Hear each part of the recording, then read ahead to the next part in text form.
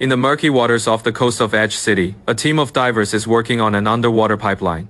While moving some rocks, one of them uncovers an old, locked chest. However, their discovery is cut short when a large pipe being lowered by a crane breaks loose. It plummets towards the seabed, crashing directly onto the treasure chest. The impact forces the chest open, and a strange green wooden mask floats out, surrounded by a fizz of bubbles before drifting away. Meanwhile, in a downtown bank, a meek and mild-mannered man named Stanley Ipkiss is having a bad day. He excitedly presents concert tickets to a female colleague he has a crush on. She seems thrilled, but when he asks what time to pick her up, she cleverly manipulates him into giving both tickets to her and her best friend. Stanley, being the nice guy he is, reluctantly agrees. His friend and co-worker, Charlie, witnesses the whole exchange and tells Stanley he needs a change of pace. He plans to take Stanley on a love safari to the hottest new spot in town, the Coco Bongo Club. Charlie assures him it will be the perfect night out. Just then, a stunning woman in a red dress rushes into the bank to escape a sudden downpour. Stanley is immediately captivated by her. Telling Charlie to stand back and observe, he approaches her. The woman, Tina Carlisle, asks where she can open a new account. Stanley, trying to be smooth, offers his assistance. Tina is charming and flirtatious, complimenting his unusual tie. She compares it to an ink blot test, seeing the image of a woman riding bareback. Stanley, flustered, can only stammer that it is a power tie, meant to make him feel powerful, though he admits it doesn't work. Unbeknownst to them, Tina is secretly casing the bank. In a back room, her boyfriend, a mobster named Dorian Tyrell, is watching her on a hidden camera. He and his men are planning a heist, and Tina's visit is part of their reconnaissance. Dorian's plan is to rob the bank, then use the money to overthrow his boss, Nico, and take control of the city. Later that day, Stanley goes to pick up his car from the repair shop, only to be hit with a massive fraudulent bill. He'd only wanted an oil change, but the mechanics claim his brake drums are shot, and he needs a new transmission. With no other option for the night, he is forced to take a dilapidated loaner car. That evening, Stanley pulls up to the Coco Bongo Club in the sputtering loaner, much to the amusement of the other patrons. He meets up with Charlie, who smoothly gets his own party inside, but the bouncers don't have Stanley's name on the list. When Stanley tries to cross the velvet rope, he is unceremoniously picked up and tossed into the street, landing in a muddy puddle. As he lies there, dejected, Tina walks by and offers a sympathetic, "Are you okay?" To make matters worse, the valet brings him the loaner car, confirming his humiliating status. Stanley drives away, utterly defeated, but the loaner car breaks down on a bridge. In a fit of despair, he leans over the railing and sees what he thinks is a body floating in the water. Being the nice guy he is, he jumps in to save the person, only to discover it is just a pile of garbage. Among the trash, however, his hand closes around the ancient wooden mask. A police officer spots him from the bridge and asks what he is doing. Stanley quickly hides the artifact and claims he was just looking for his mask. Back at his apartment, he is immediately confronted by his cantankerous landlady, Mrs. Penman, for dripping water on her new carpet. Inside, his dog Milo is excited to see him. Stanley turns on the television and catches a program featuring a Dr. Arthur Newman discussing his book, The Masks We Wear. Dr. Newman explains that everyone metaphorically wears a mask to suppress their inner desires, their ID. Intrigued, and with Milo sniffing curiously at the wooden object, Stanley decides to try on the mask. The moment it touches his face, it latches on, and a green whirlwind envelops him. He transforms into a cartoonish figure with a green head, a zoot suit, and an unnervingly wide grin. Declaring, "It is party time."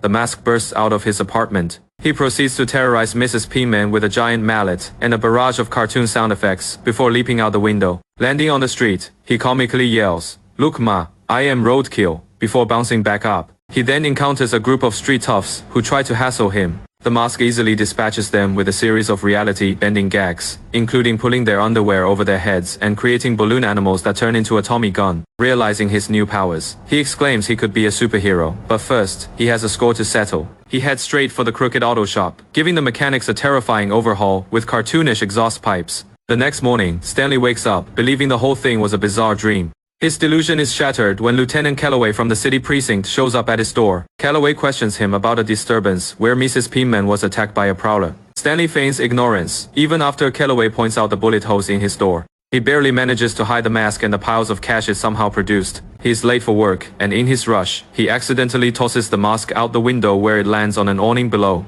At the bank, Stanley is berated by his boss for being late. He is distracted, wondering if Tina will ever come back. Charlie advises him to forget her, calling her the type who is always looking for a bigger, better deal.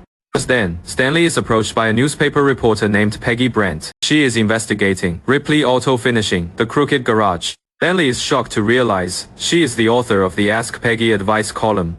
He is the Mr. Nice Guy who wrote a letter she published, lamenting that nice guys finish last. Peggy flirts with him, saying hundreds of women are looking for a guy just like him, including herself, and gives him her personal number.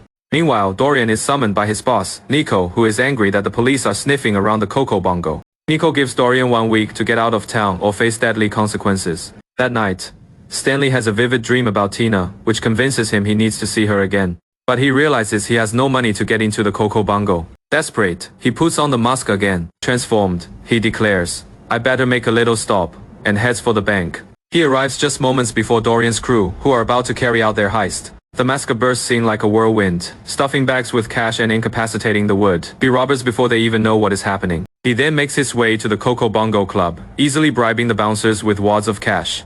Inside, Tina is performing on stage. The mask makes a dramatic entrance, Wolf whistling and howling at her performance, his heart literally beating out of his chest. He leaps onto the stage and engages her in a wild gravity-defying dance number that electrifies the crowd. Meanwhile, Dorian's men report that someone hit the bank before them. Dorian rushes upstairs and sees the mask dancing with Tina. Furious, he orders his men to take him out. They open fire, but the mask performs a comically dramatic death scene, even accepting a mock Academy Award. Just as Dorian corners him, the police led by Lieutenant Calloway storm the club. They've received a tip about Dorian's crew and the bank robbery. In the chaos, the mask escapes, but not before Calloway finds a scrap of fabric from his zoot suit, a perfect match for Stanley's unique pajamas. This solidifies Stanley as the prime suspect in Calloway's mind. Dorian, now a wanted man himself, puts a $50,000 bounty on the mask's head. The next day at the bank, Stanley is exhausted and on edge. In a sudden burst of mask-like confidence, he stands up to his condescending boss, shocking everyone, including himself. Tina shows up at the bank again, this time on Dorian's orders to find out who the mask is. She admits she is intrigued by the strange green-faced man. Seeing a chance to impress her, Stanley foolishly claims to know the mask and arranges for them to meet that night at Landfill Park. Worried about the mask's power, Stanley seeks out Dr. Arthur Newman, the expert from television. The doctor identifies the mask as possibly representing Loki, the Norse god of mischief. However, he dismisses Stanley's claims of its magical powers as a delusion, believing it is all a metaphor. Stanley tries to prove it by putting on the mask in the daytime, but nothing happens. He theorizes it must only work at night. That evening, Stanley goes to the park to meet Tina as himself, intending to explain that his friend is running late. As sunset hits, however, he can't resist. He puts on the mask and transforms.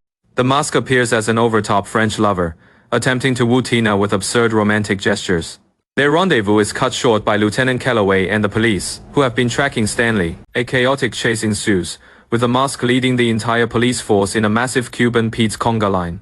In the confusion, Stanley manages to slip away, remove the mask, and escape in a car driven by Peggy Brent, who just happened to be there. Stanley confesses everything to Peggy, explaining how the mask is wrecking his life. Peggy seems sympathetic, telling him he is a great guy who doesn't need the mask, but it is a trap. She asks if he really means it, then coldly says number. Dorian's men appear.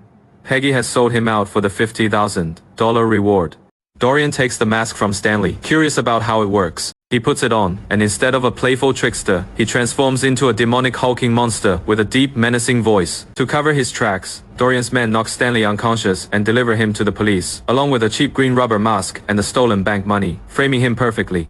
Stanley is arrested and thrown in jail. He tells Milo to forget about him, believing he is doomed. Tina visits him in his cell. Stanley warns her about Dorian, explaining that the mask brings one's darkest desires to life. For someone like Dorian, this means they're all in big trouble. Tina confesses that it was Stanley she was drawn to, not the mask. She reveals Dorian is planning something terrible at the charity ball that night, and then tries to flee the city, but she is captured by Dorian's men. From his cell window, Stanley sees Tina being taken and knows he has to act. He calls for his loyal dog, Milo, who is waiting outside. After several attempts, the clever dog manages to leap up to the high window. Stanley sends Milo to get the keys from the sleeping guard. Milo eventually succeeds, and Stanley frees himself.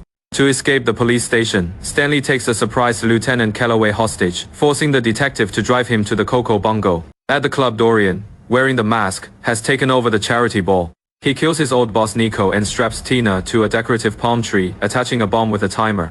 Stanley arrives and tells Calloway to call for backup while he goes inside. He is quickly captured by Dorian's men. As Dorian is about to finish him, Tina thinks fast. She asks for one last kiss from the real Dorian. His vanity piqued, Dorian removes the mask to grant her wish.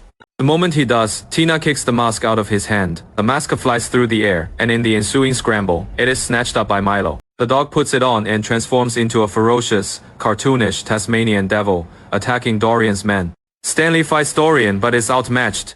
He convinces Milo to give him the mask for one last showdown. Stanley transforms back into the mask and, with the timer on the bomb ticking down, he faces the monstrous Dorian. He swallows the bomb, saving Tina, and then dispatches Dorian by flushing him down the club's ornamental fountain. With the threat eliminated, Stanley removes the mask. Just then, the police and the mayor arrive. The mayor hails Stanley as a hero. Calloway tries to arrest him, but the mayor overrules him, telling him Dorian was the real villain. Later, Stanley, Tina, and Charlie stand on the bridge, where it all began. Tina asks if he'll miss being the mask. Stanley realizes that with her, all that is left is him, and that is enough. He throws the mask into the river. As he and Tina share a romantic kiss, Charlie impulsively dives in after the valuable artifact. But he is too late. Milo has already fetched it, and is swimming away with the mask in his mouth.